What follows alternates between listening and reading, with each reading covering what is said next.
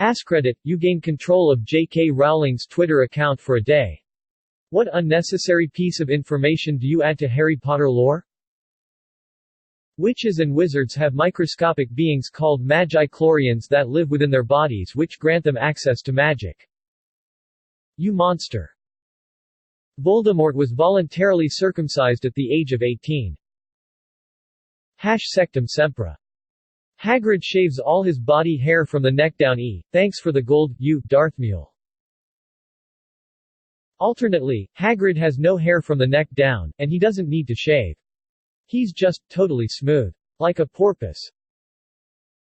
After Book 2 and the Polyjuice experiments, Ron and Hermione permanently switched places. Blimey, Hermione. Hagrid tried pho and didn't really care for it. This is so delightfully pointless. I love it. Voldemort doesn't have a butthole after resurrection. He's like a smooth Ken doll down there. I don't think I could top the post she made about wizards disappearing their poo with magic before Muggles invented toilets. We know they were apparating it from the inside. Where it landed, nobody knows. But it probably gained sentience and mutated into a creature that only Hagrid could love. There's a witch writer called K.J. Rowling famous for her Muggle book series Harold Rogers, where the protagonist engages in wacky Muggle adventures. Edit, 48 inbox notices and not one Hogwarts letter. With sidekicks Roberta Beasley and Herman Danger. The My Immortal fanfic is now 100% canon, thank you, JKR. Just googled this and skimmed the first page before noping out. There's such a thing as too much cringe. Edit, apparently Internet Historian has done a dramatic reading of it, I'll check it out. Fred and George Weasley switched places during the Battle of Hogwarts. When George died, Fred adopted George's life, complete with cutting off his ear, because he figured George wouldn't want him to spoil the joke. Makes sense as to why George ended up marrying Angelina Johnson when it was Fred who dated her at Hogwarts.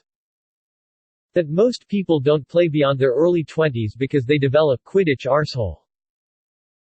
Every so often a player has to retire because a snitch goes somewhere where you don't usually want a vibrating golden orb, and frankly there's no returning from that ignominy. That the Queen of England is a living Horcrux and that's why she just won't die. Edit, ooh, shiny. Thanks.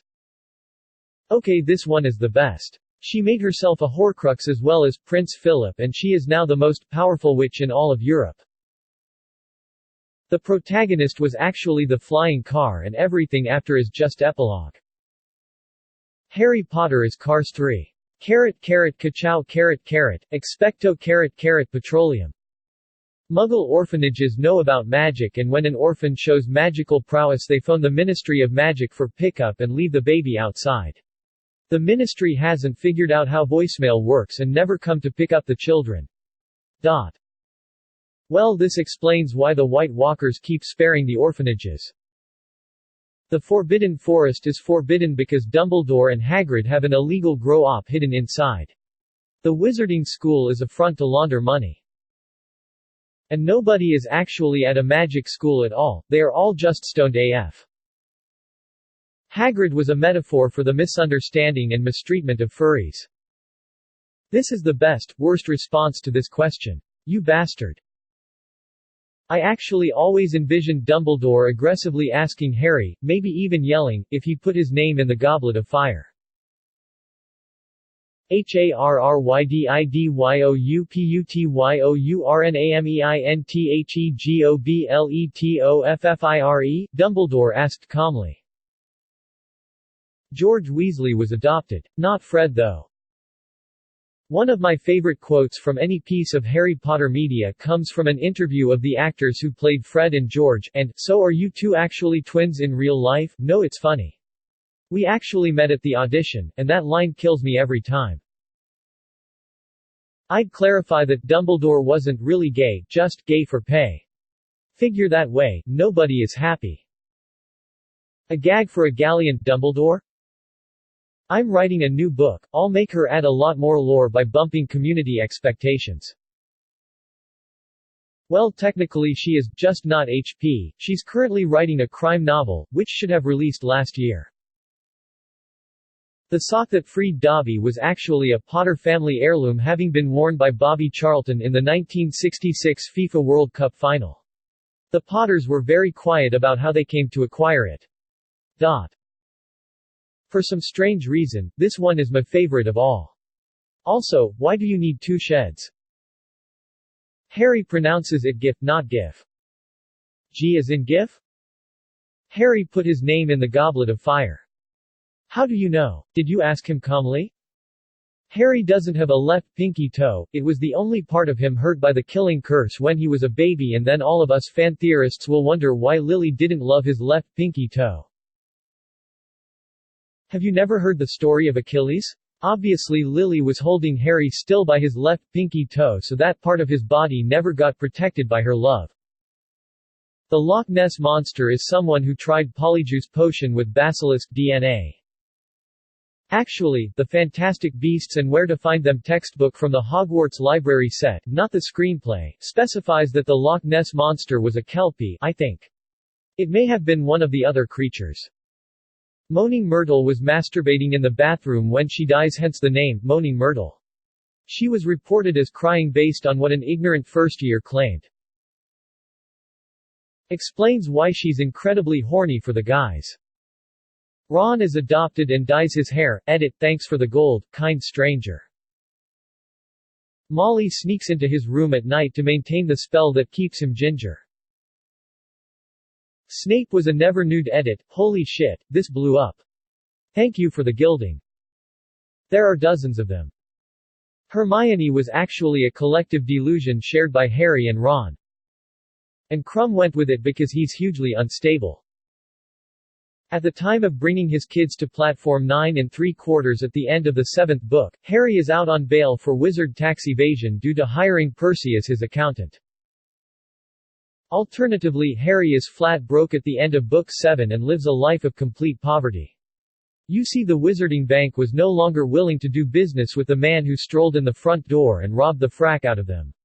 Since goblins can't use wands, they also seized all funds from Harry's vault to pay wizards to repair the damages. Voldemort's penises also have snake-slit noses. Penises cursed. There is a Wizarding World version of Magic, the Gathering called Muggles, the Congregation. Edit, thanks for the gold, kind stranger. I'll tap 3 to play my Plane Walker, Gavin the accountant triggering the effect off my Derek from HR, adding 1+1+1 counter to every office worker on the battlefield. I end my turn. Edit, okay, who the frack played Guild? That card was banned from Standard during the Bronze Age expansion. Edit 2, I fully endorse the Discord server someone posted in reply to my comment. Ron likes to take all his clothes off when he poops. Oddly enough, I have a friend who's been compared to Ron many times who also does this. Harry frequently entered the girls' dormitory. How did he defeat the staircases that turned into ramps? It's the most impenetrable security system ever invented. Just think, if only Gringotts had used ramp staircases. How Hermione really loved pegging Ron after they got married. I'd allow it.